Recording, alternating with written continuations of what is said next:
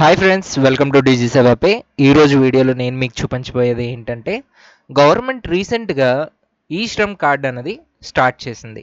అదేంటన్నది నేను ఇప్పుడు మీకు చూపిస్తాను. ఓకే, అదే విధంగా దానికి ఎలాగ అప్లై చేసుకోవాలి, దానివల్ల వచ్చే బెనిఫిట్స్ ఏంటన్నది మీకు చెప్పబోతున్నాను. ఓకేనా? సో ముందుగా ఈ శ్రమ్ కార్డ్ అంటే ఈ విధంగా ఉంటుంది. ఓకేనా? సో ఇది ఈ శ్రమ్ కార్డ్ మాట. ఇది ఎవరైతే ఎలిజిబుల్. ఓకే, దీనివల్ల ఏంటి లాభం అన్నది నేను ఇప్పుడు నెక్స్ట్ చూపించబోతున్నాను.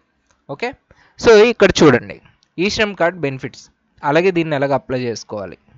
ఓకేనా? గవర్నమెంట్ కొన్ని రోజుల కిందట మనకి ఈ శ్రమ్ కార్డ్ అన్నది రిజిస్ట్రేషన్ చేసుకోమని చెప్పింది. అది ఎవరి కోసం, ఎందుకు అంటే ఈ మన దేశంలో ఉన్న ప్రతి ఒక్క చిన్న స్థాయి పనులు చేసుకునే వారు ఉంటారు చూసారా. ఒక ఇల్లులు కట్టే వాళ్ళు కానీ, లేదంటే వలస కార్మికులు కానీ, లేదంటే వీళ్ళు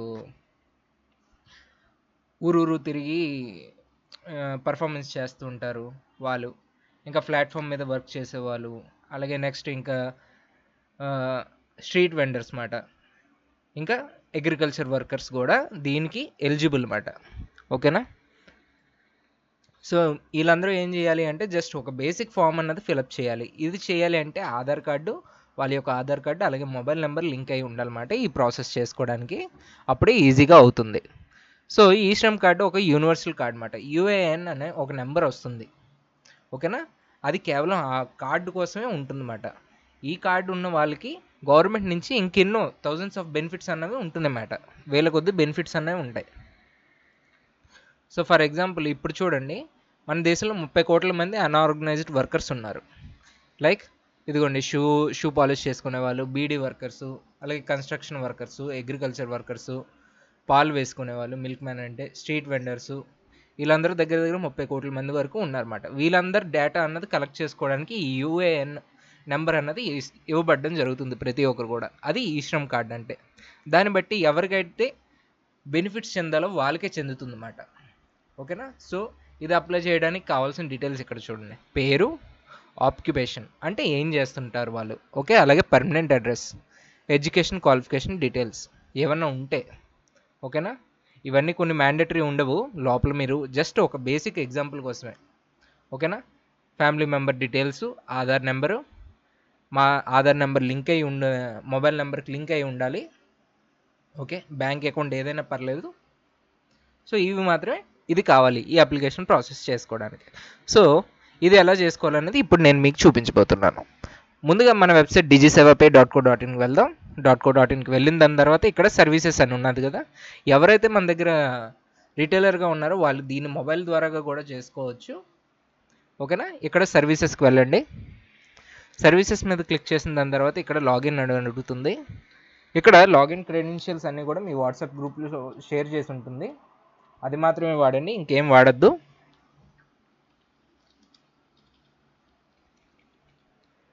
ఓకే, సబ్మిట్ చేసి ఉంటుంది.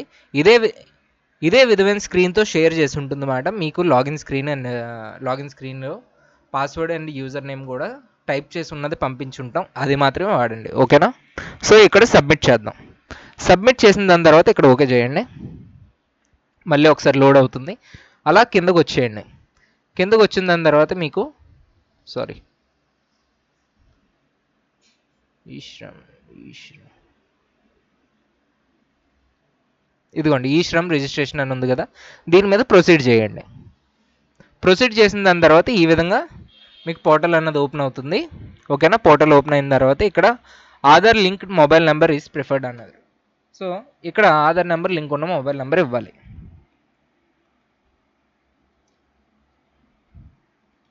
మొబైల్ నెంబర్ ఇస్తారు. మొబైల్ నెంబర్ ఇచ్చిన తర్వాత ఇక్కడ క్యాప్చా ఎంటర్ చేయాలి.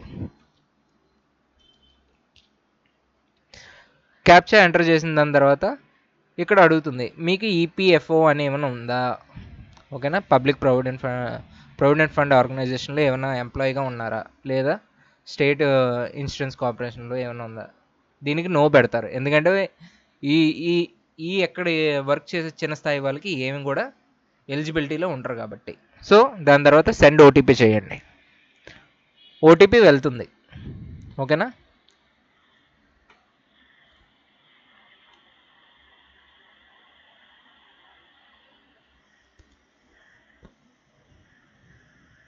ఒక్కొక్కసారి ఓటీపీ రావడానికి కొంచెం లేట్ అవుతుంది. ఓకేనా? సో దానికి మీకు ఏం ఇష్యూ లేదు.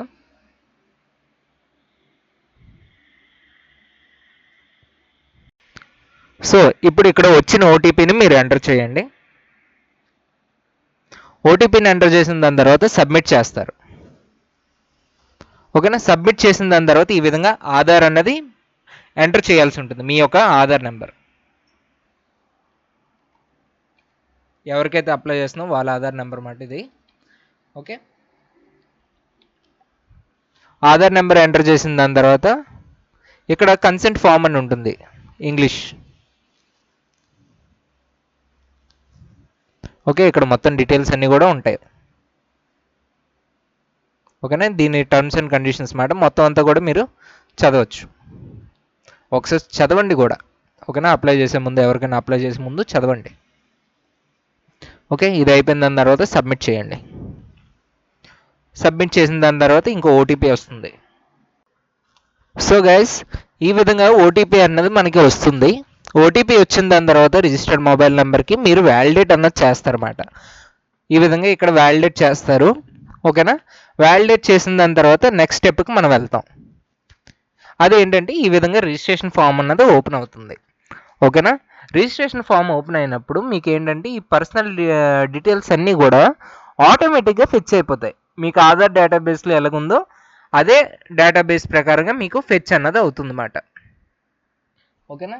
ఇక్కడ మీరు సైడ్ చూసినట్లయితే personal information, address, educational qualifications ఇవన్నీ గ్రీన్ వచ్చేలాగా మీరు ఫిలప్ చేయాలన్నమాట. ఇక్కడ ఆల్రెడీ గ్రీన్ ఎందుకు ఉన్నాయంటే నేను ఆల్రెడీ చేశాను కాబట్టి ఇది మీకు గ్రీన్గా చూపిస్తున్నాయి. ఓకేనా? సో ఇది నేను స్టెప్ బై స్టెప్ మీకు వెరిఫికేషన్ అన్నది చూపిస్తాను. ఇలా నేము, డేట్ ఆఫ్ బర్త్ ఇవన్నీ కూడా మీకు వచ్చేస్తాయి. వచ్చిన దాని తర్వాత కిందకు వెళ్తారు. కిందకి వెళ్ళిన దాని తర్వాత ఈ విధంగా చూడండి, మొత్తం bank Aadhaar seeding inactive. Okay, ఇదేం పర్లేదు, మీకు యాక్టివ్ వచ్చినా ఇన్యాక్టివ్ వచ్చినా మీకు ఏం ఇష్యూ లేదు. ఇక్కడ ఆధార్ లింక్ టు బ్యాంక్ అంటే ఏ బ్యాంక్ అన్నది కూడా మీకు చూపించేస్తుంది, మొత్తం డీటెయిల్స్ అన్నది చూపించేస్తుంది. మీ యొక్క ఆధార్తో ఏదైతే మీకు రిలేటెడ్ ఇన్ఫర్మేషన్ ఉందో అంతా కూడా చూపించేస్తుంది అన్నమాట. అప్పుడు ఇక్కడ టిక్ పెట్టాలన్నమాట. I agree that all information shown above are correct. ఇంకా ఇక్కడ ఏదన్నా తప్పు లేదు అనుకుంటే ఇక్కడ మీరు టిక్ పెట్టేసి continue to enter other details అని కొడతారు. ఓకేనా? అది కొట్టిన దాని తర్వాత ఈ విధంగా రిజిస్ట్రేషన్ ఫామ్లో సెకండ్ సెక్షన్లో పర్సనల్ ఇన్ఫర్మేషన్. ఓకేనా? ఇక్కడ ఏంటంటే mobile number, registered mobile number వచ్చేస్తుంది ఆటోమేటిక్గా. ఓకేనా? ఎమర్జెన్సీ మొబైల్ నెంబర్ ఏమైనా ఉంటే మీరు ఇచ్చుకోవచ్చు. మీకు మీ తాలూకు యొక్క ఎమర్జెన్సీ నెంబర్ ఏమైనా ఉంటే ఇవ్వచ్చు. ఫాదర్ది కానీ, మదర్ది కానీ, లేదంటే వాళ్ళ యొక్క రిలేటివ్స్ కానీ ఎవరిదో ఒకరిది మీరు ఎమర్జెన్సీ మొబైల్ నెంబర్ అన్నది ఇస్తారు. ఓకేనా? మ్యాండేటరీ కాదండి, ఓన్లీ రెడ్ కలర్ ఉన్నవి మ్యాండేటరీ. రెడ్ కలర్ లేనివి మీరు స్కిప్ చేసేయచ్చు. ఇక్కడ రెడ్ చుక్క ఉన్నాయి చూసావా, ఈ లేనివి మీరు స్కిప్ చేసేయచ్చు అన్నమాట, ఇంకేం కాదు. దాని తర్వాత ఇక్కడ మ్యారిటల్ స్టేటస్ అంటే పెళ్ళి అయిందా లేదా అని. మ్యారీడ్ వాళ్ళు మ్యారీడ్ అని పెడతారు, అన్మ్యారీడ్ వాళ్ళు అన్మ్యారీడ్ అని పెడతారు. ఓకేనా? ఇక్కడ చిన్న డ్రాప్ డౌన్ వస్తుంది, దాంతో చేసేయచ్చు. నెక్స్ట్ ఇక్కడ ఫాదర్ నేమా హస్బెండ్ నేమా సెలెక్ట్ చేసుకోండి. ఇక్కడ నేను హస్బెండ్ నేమ్ అని పెట్టాను. ఓకేనా? హస్బెండ్ నేమ్ పెట్టిన దాని తర్వాత ఇక్కడ సోషల్ కేటగిరీ క్యాస్ట్ వస్తుంది. ఓకేనా? క్యాస్ట్ హస్బెండ్ పేరు ఎంటర్ చేస్తారు. హస్బెండ్ పేరు ఎంటర్ చేసిన దాని తర్వాత సోషల్ కేటగిరీ సెలెక్ట్ చేస్తారు, మీ క్యాస్ట్ చూసుకుంటారు. దాని తర్వాత సర్టిఫికెట్ ఉంటే కావాలంటే ఇది అసలు మ్యాండేటరీ కాదు, దీన్ని మీరు పూర్తిగా స్కిప్ చేసేయచ్చు. ఓకేనా? ఇదేం లేదు, జస్ట్ మీరు టైప్ చేసి పెట్టేసినా చాలు అన్నమాట. ఈ అప్లికేషన్ మీకు కార్డ్ అన్నది వచ్చేస్తుంది. ఓకేనా? దాని తర్వాత బ్లడ్ గ్రూప్ సెలెక్ట్ చేసుకుంటారు. ఓకేనా? దాని తర్వాత డిఫరెంట్లీ ఏబుల్డ్ అంటే అంగవైకల్యం ఏమైనా ఉందా, వాళ్ళు ఫిజికల్లీ డిసేబిలిటీస్ ఏమైనా ఉన్నాయా వాళ్ళకి, అది ఎస్ఆర్ నో అని పెట్టుకుంటారు. ఇక్కడ నేను నో పెట్టాను. ఓకేనా? Register mobile number, emergency, email, marital status, husband name, father name కానీ హస్బెండ్ నేమ్ కానీ. ఓకే, ఇక్కడ ఎంటర్ చేస్తారు. క్యాస్ట్ సెలెక్ట్ చేసుకుంటారు, బ్లడ్ గ్రూప్ సెలెక్ట్ చేసుకుంటారు, డిఫరెంట్ ఏబుల్డ్ అన్నది ఎస్ఆర్ నో పెట్టుకుంటారు. ఓకే, పెట్టుకున్న దాని తర్వాత ఇక్కడ కింద మీరు చూసారంటే నామినీ డీటెయిల్స్ వస్తాయి.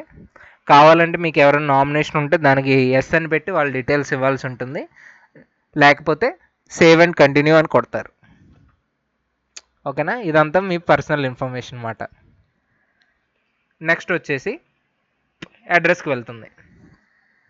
అడ్రస్కి వెళ్ళినప్పుడు హోమ్ స్టేట్ అన్నది మీ యొక్క స్టేటు ఏపీయా, ఆంధ్ర, తెలంగాణ, సారీ ఆంధ్ర, తెలంగాణ లేకపోతే వేరే స్టేట్ ఏదైనా అయితే దాంట్లో సెలెక్ట్ చేసుకుంటారు. దాని తర్వాత కొంచెం కొంచెంగా మొత్తం అడ్రస్ అన్నది మీకు చూపిస్తుంది, current address. Okay, house number, locality ఇవన్నీ కూడా మీరు చేయవలసి ఉంటుంది.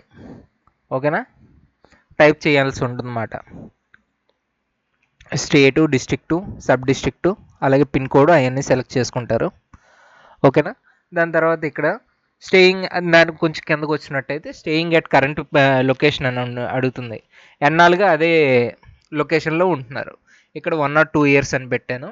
ఓకేనా, మైగ్రెంట్ వర్కర్ అంటే వలస కార్మికులు ఉంటారు కదా, ఆ కేటగిరీకి ఏమైనా వస్తారా అని అడిగారు. సో ఇక్కడ ఎస్ ఆర్ నో అని పెట్టాలి. ఇక్కడ నో పెట్టాను. ఓకే, అప్లికెంట్ వలస కార్మికులు కాదు కాబట్టి నేను ఇక్కడ నో అని పెట్టాను. Is permanent address same as current address. ఇక్కడ టిక్ పెట్టారు అనుకోండి, మీరు ఇచ్చిన ఇక్కడ పైన ఇచ్చిన అడ్రస్ పర్మనెంట్ అడ్రస్ సేమ్ అని ఉంటుందన్నమాట.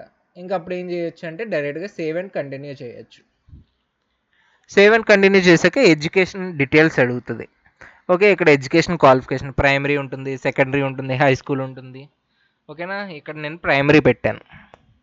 ఓకేనా, అలాగే ఎడ్యుకేషన్ సర్టిఫికెట్ ఇది రెడ్ మార్క్ లేదు కాబట్టి చాలామందికి ఉండదు కాబట్టి ఇంత చిన్న చిన్న వర్క్స్ చేసుకునే వాళ్ళకి బ్యాక్గ్రౌండ్ ఎడ్యుకేషన్ ఏమి ఉండదు కాబట్టి ఇక్కడ మీరు టోటల్గా దీన్ని స్కిప్ చేసేవచ్చు అన్నమాట. కాకపోతే ప్రైమరీ అని పెడతాం. ఇక్కడ ఇన్కమ్ స్లాబ్ వచ్చేసి ఉంటుంది, ఇక్కడ మీరు సెలెక్ట్ చేసుకోవచ్చు ఇన్కమ్.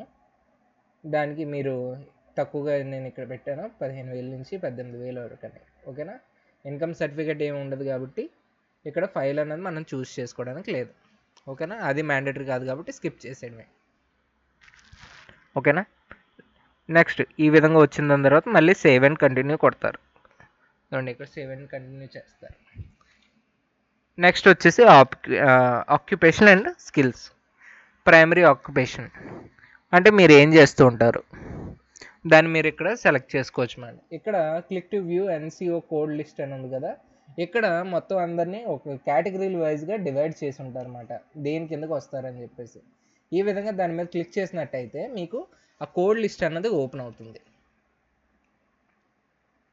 సో ఈ విధంగా లిస్ట్ ఓపెన్ అవుతుంది అన్నమాట. మొత్తం చూసుకోండి, ఇక్కడ లిస్ట్ అన్నది అన్నీ ఉంటాయి.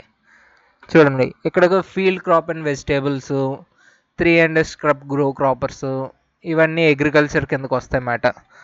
ఓకే, ఇక్కడ ఆటోమొబైల్స్ ఉంటాయి చూడండి, transport conductors, driving instructors, motor vehicle mechanic, repairers, motor cycle drivers. Okay, ఇవన్నీ కేటగిరీలు అన్నమాట, డివైడ్ చేసి ఉంటాయి. ఇక్కడ పక్కన ఉన్నది మీరు కొట్టాలన్నమాట, బ్యూటీ అండ్ వెల్నెస్. ఇలాగా ఈ పక్కన ఉన్నది కేటగిరీస్ సెలెక్ట్ చేసుకోవాలన్నమాట. ఇదిగోండి, లేదంటే ఇది మీరు డైరెక్ట్గా ఇక్కడ చూడండి, house builder, construction worker. Okay, కన్స్ట్రక్షన్లో ఉంది. ఓకేనా, ఇలా మొత్తం లిస్ట్ ఉంటుంది అన్నమాట, మొత్తం సెలెక్ట్ చేసుకోవాలి. ఇప్పుడు ఇక్కడ నేను హౌస్ బిల్డర్ అని టైప్ చేశాను. ఓకే, హౌస్ బిల్డర్ అని పెట్టుకుంటే సెలెక్ట్ అవుతుంది అన్నమాట. హౌస్ బిల్డర్ అని ఇక్కడ సెలెక్ట్ చేసుకున్నాను కదా. దాని తర్వాత ఇక్కడ వర్కింగ్ ఎక్స్పీరియన్స్, ప్రైమరీ ఆక్యుపేషన్, ఎన్నాళ్ళుగా వర్క్ చేస్తున్నారు అన్నది ఎంటర్ చేస్తారు. ఓకేనా, ఇక్కడ ఈ స్లాట్లో. దాని తర్వాత సెకండరీ ఆక్యుపేషన్ ఏమైనా ఉందా మీకు, అంటే ఇదే పని కాకుండా ఇంకేమన్నా కూడా చేస్తున్నారా అని ఇక్కడ. ఇది మ్యాండేటరీ కాదు, స్కిప్ చేసేయచ్చు. How did you acquire skills, ఇవన్నీ కూడా మీరు వదిలేయచ్చు అన్నమాట. ఓన్లీ రెడ్ ఉన్నాయి మాత్రమే టిక్ పెడతారు. టిక్ పెట్టేసి సేవ్ అండ్ కంటిన్యూ చేస్తారు. దాని తర్వాత బ్యాంక్ అకౌంట్ డీటెయిల్స్ ఇవ్వాల్సి ఉంటుంది అన్నమాట. ఈ విధంగా నెక్స్ట్ స్లాట్కి వెళ్ళిపోతుంది. సో ఈ విధంగా bank account details, account number, confirm account number, account holder నేము, ఓకే, ఐఎఫ్ఎస్సి కోడ్, బ్యాంక్ నేము, బ్రాంచ్ నేము ఎంటర్ చేస్తారు. దాని తర్వాత ఈ విధంగా మొత్తం మీరు ఎంటర్ చేయాలన్నమాట. ఓకేనా, మొత్తం ఈ స్టెప్స్ అన్నీ కూడా ఇలాగ ఎంటర్ చేస్తారు. ఎంటర్ చేసిన దాని తర్వాత సేవ్ అండ్ కంటిన్యూ కొడితే డిక్లరేషన్ మొత్తం ఇప్పుడు మీరు ఏదైతే మొత్తం డీటెయిల్స్ ఇచ్చారో అవన్నీ కూడా ఇక్కడ మీకు కన్విన్షన్ స్టార్ట్ చేస్తాయి, ఫస్ట్ నుంచి లాస్ట్ వరకు. ఓకేనా, name, date of birth, gender, address, అలాగే కింద personal details, mobile number, emergency mobile number, email. Okay, అలాగే husband name, marital status, social category, ఇవన్నీ కూడా మీరు చూసుకోండి. బ్లడ్ గ్రూపు, డిఫరెంట్ ఏబుల్డా కాదా, లేకపోతే నామినీ డీటెయిల్స్ ఏమి ఇవ్వలేదు కాబట్టి ఇక్కడ ఏం లేవు అన్నమాట. ఓకే, ఇక్కడ అలాగే అడ్రస్ డీటెయిల్స్ చూపిస్తుంది, క్వాలిఫికేషన్ అండ్ ఇన్కమ్ డీటెయిల్స్ చూపిస్తుంది. Okay, next bank account details వస్తాయి. ఆ కిందనకు వస్తే డిక్లరేషన్ వస్తుంది. ఇదంతా వచ్చిన దాని తర్వాత ఇక్కడ చూడండి, ఇక్కడ టిక్ పెట్టాలన్నమాట. ఐ అండర్టేక్ దట్ మీరు ఎక్కడ కూడా ఇన్కమ్ ట్యాక్స్ కట్టట్లేదు అని చెప్పేసి దీనికి, ఎందుకంటే ఎంత తక్కువ ఇన్కమ్ ఈ వీళ్ళకి ఇన్కమ్ ట్యాక్స్ గురించి ఏమి ఉండదు కాబట్టి. ఓకేనా? సో ఈ విధంగా ఇక్కడ టిక్ పెట్టేసి దాని తర్వాత ఏం చేస్తారు అంటే సబ్మిట్ చేస్తారు. ఓకేనా? సబ్మిట్ చేసిన దాని తర్వాత ఇంకోసారి ఓటీపీ వస్తుంది అన్నమాట మొబైల్కి ఓటీపీ వచ్చినప్పుడు ఆ ఓటీపీ కూడా మనం ఎంటర్ చేసి వెరిఫై చేయాల్సి ఉంటుంది. ఓకేనా? వెరిఫై చేసిన దాని తర్వాత సబ్మిట్ చేస్తారు. సబ్మిట్ చేయగానే మీకు ఈ విధంగా ఇంకో మొత్తం యూఆర్ఎన్ నెంబర్ అన్నది జనరేట్ అయిపోతుంది అన్నమాట, యూఏఎన్ నెంబర్. ఓకేనా? ఈ విధంగా కార్డ్ అన్నది కూడా మీకు ప్రింట్కి రెడీగా వచ్చేస్తుంది. ఇక్కడ మీరు డైరెక్ట్గా డౌన్లోడ్ చేసేవచ్చు అన్నమాట. ఇదిగో చూడండి, మొత్తం ఇక్కడ ఈ పెద్ద నెంబర్ ఉంటుంది. ఇవన్నీ నేను ప్రైవసీ రీజన్కి ఇవన్నీ కవర్ చేసి మీకు చూపించాల్సి వస్తుంది. ఓకేనా? సో ఈ విధంగా మొత్తం మీకు మీ అకౌంట్స్ డేటా అంతా ఫిల్ అయిపోయి ఒక క్యూఆర్ కోడ్తో ఇవన్నీ కూడా మీకు ఇష్యూ చేయబడుతుంది అన్నమాట కార్డు. ఓకే, దాని తర్వాత మీరు డైరెక్ట్గా డౌన్లోడ్ చేసేసుకోవచ్చు కార్డ్ని. ఇక్కడ మీ ఫోటో కూడా వస్తుంది అన్నమాట. ఓకేనా? మీ ఆధార్లో ఏదైతే ఫోటో ఉందో అది ఆటోమేటిక్గా ఫెచ్ అయిపోతుంది ఈ అప్లికేషన్కి. మీరు ఏం చేయక్కర్లా, ఫోటో కానీ ఏమి అప్లోడ్ చేయాలి, బేసిక్ డీటెయిల్స్. ఓకేనా? అన్నీ అయిపోయిన దాని తర్వాత కంప్లీట్ రిజిస్ట్రేషన్ చేశారనుకోండి, మళ్ళీ బ్యాక్ వచ్చేస్తారు, అంతే.